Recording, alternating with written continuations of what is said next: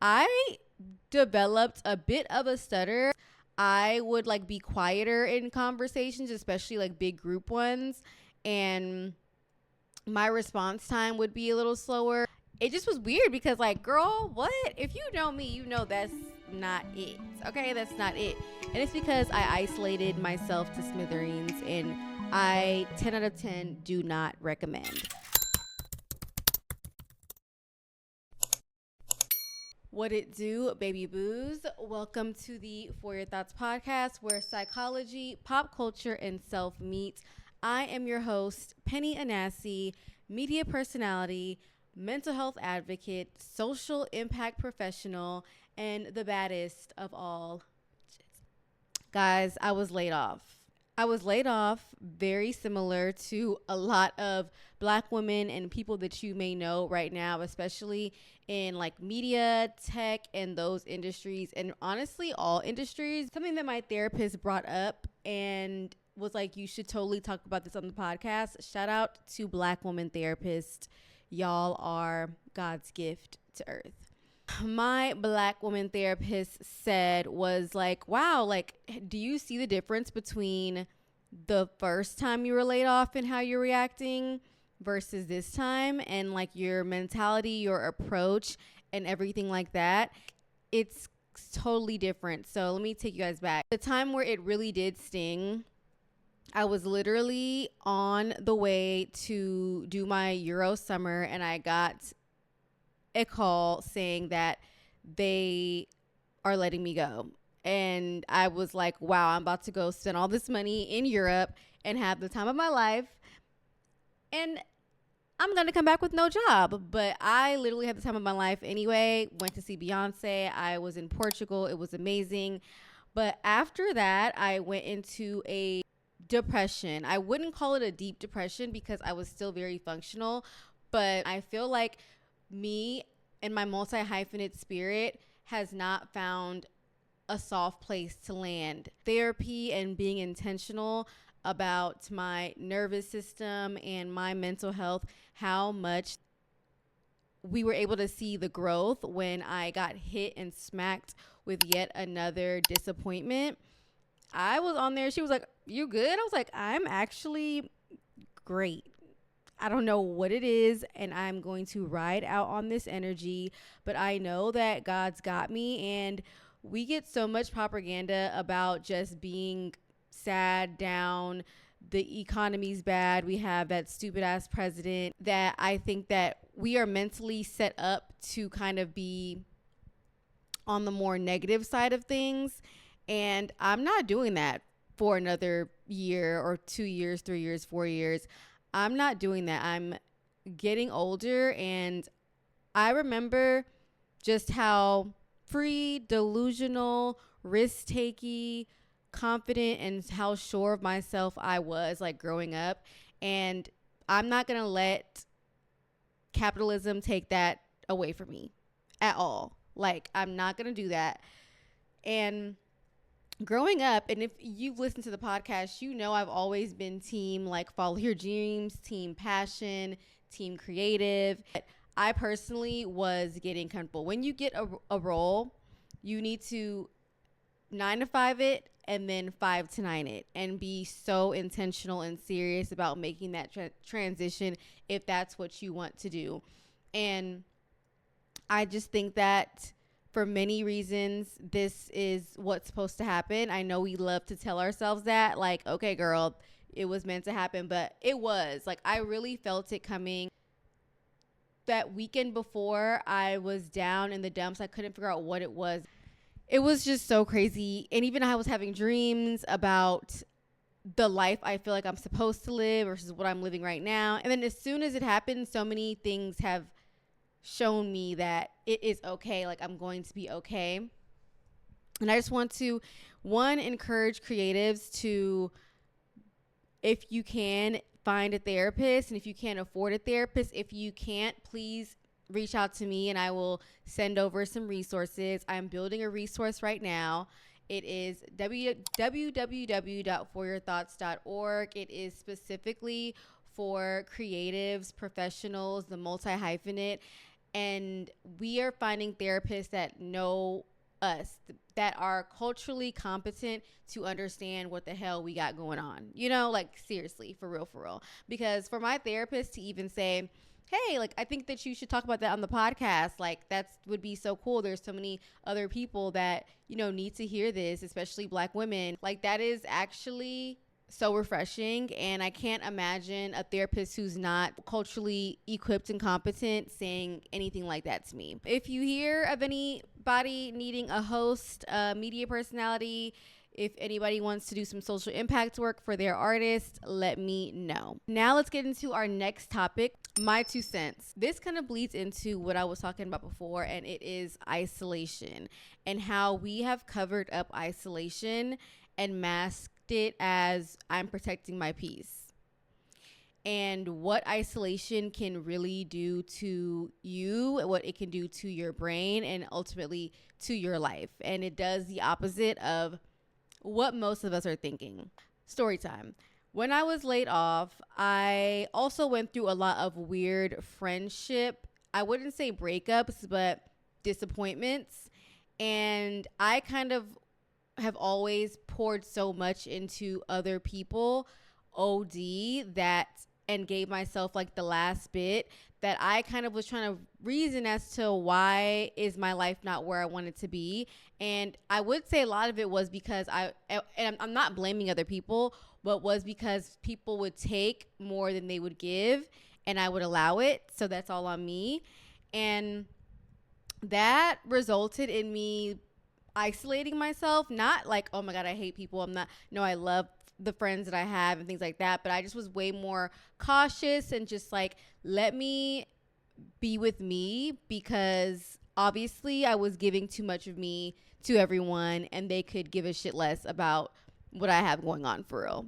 I just started to like be at home. I was inside, not outside. And I thought that I was doing myself a favor, because I was like, okay, I'm going to be productive. I'm going to work on the podcast. I'm going to do all these things that I want to do. I'm not going to go out. And ultimately, it left me feeling mentally drained, mentally exhausted, disconnected from myself and other people, because people fuel me. Like we fuel each other. Like social interaction is a good thing, but you have to like do it right and like know how to have like a good balance. So today I want to talk about isolating. And I feel like a lot of people are in that phase where they just want their life to be better. They want to do better. So they're like, I'm going to isolate myself, and that's going to be the trick. Like I'm going to focus on me. But it's kind of like, yes, but also make sure you are intentional about the community that you have, and that you are intentionally still doing what needs to be done to stay social, because isolating feels so good, but it's really not. The way that our brains work there are tons of neurons that are connected to each other, moving and grooving around, and they're just like plugged up like little like lightning things. You know what I'm saying? And when you are isolated and you don't have that kind of social reaction, or when you have inflammation, those neurons tend to like separate and get further apart. When that happens, that's when you start to get brain fog. That's when you start to feel like, why don't I know how to talk to people anymore? Like, why am I stuttering? Why can't I find my words? This is weird. Why is it taking me longer to process and understand conversations? Like, what's that about? It's because the longer you go without that interaction, the more disconnected those neurons are. But the upside of this is that we have this thing called neuroplasticity. So that means we can get it together, and it won't have to always be like that. I developed a bit of a stutter, and it was getting even worse. And I was like, is it these damn phones? And it is the damn phones too, but it was definitely getting worse. I would like be quieter in conversations, especially like big group ones, and my response time would be a little slower. And it just was weird, because like, girl, what? If you know me, you know that's not it. Okay, that's not it. And it's because I isolated myself to smithereens, and I 10 out of 10 do not recommend. I do, however, recommend balance. I do, however, recommend focusing on you, working on yourself, saying no when it makes sense, but make sure you're not doing it to the point of no return. So, like I said before, neuroplasticity and the way to build up your cognitive reserve and stay healthy and popping up there is to, one, read and educate yourself. So you can educate yourself through documentaries, YouTube videos, actually reading a book, going to the library and really processing what you read. Like, remember how back in school we had to like write notes on the side of our reading passages and really process what we read, and then we had to like take a test over it? Like, get into it when you are trying to educate yourself, just like you would have when you were in school. The second thing is having high levels of interaction. So honestly, being outside is not a bad thing for you. It actually can be a good thing for you. I think where being outside gets tricky is people are drinking a lot, doing drugs, cracked out, coked out. And I think that's where it gets tricky because that does mess up your brain. But you should be highly socializing and it is good for you. Another thing is if you have like a day job that is cognitively challenging, but in a good way, and like that you love, that really makes you think and explore your thoughts, that is also another way to build up that cognitive reserve. And then, of course, exercising 3 to 5 times a week. We know this. It feels so good. I feel like exercising feels like an Adderall. Honestly, exercising for me feels like I opened up a new spot in my brain. A good hot yoga session or a good like 1-2 on the treadmill. I be on a little elliptical for 30 minutes and I'm a new person after. And lastly, like brain activities. So there's different brain games. We have Sudoku. We have even like learning a new language, puzzles. Those things also help keep those neural pathways connected and together as they should be. So, coming from the isolation queen as of lately, get your ass outside, get on a yacht and shake some ass. I suffered for 19 years. It's time for me to shake my ass on a yacht. In Dubai. In the phone. Go down to the coffee shop, sit there, talk to a random stranger. So go out there and live y'all's best lives, honey, because that's what I'm going to be doing. If you see me in the streets, say what's up. I will be there.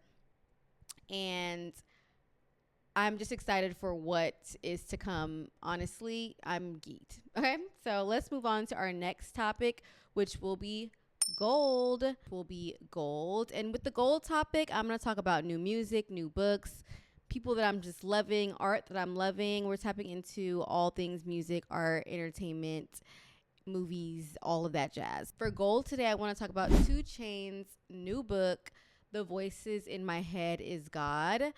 I saw 2 Chainz actually at CultureCon. He was speaking on the stage and he was immaculate. One of my favorite panels while I was there. And this book is about basically intuition, that gut feeling, and what God sounds like to him, which is what I think God sounds like to everyone. He explains how the voices in his head, how they have directed him, whether that is the right way or the wrong way in life. And like whenever he's listened to that godly voice in his head, and he's always gone down the right path and it's always worked out for him. And I really love this because it kind of is a different approach to how we see God, how we see religion, and especially as Black people, because I believe that God is within you, and 2 Chainz shares that same sentiment.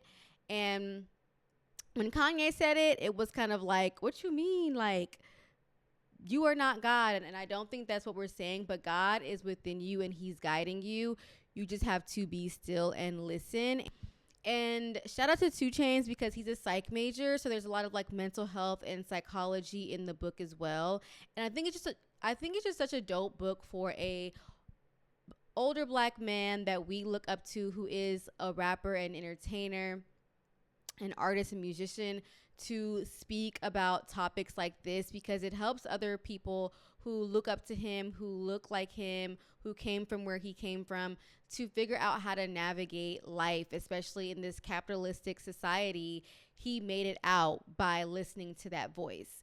And I think that is the coolest thing ever. Shout out to 2 Chainz. Go and buy that book.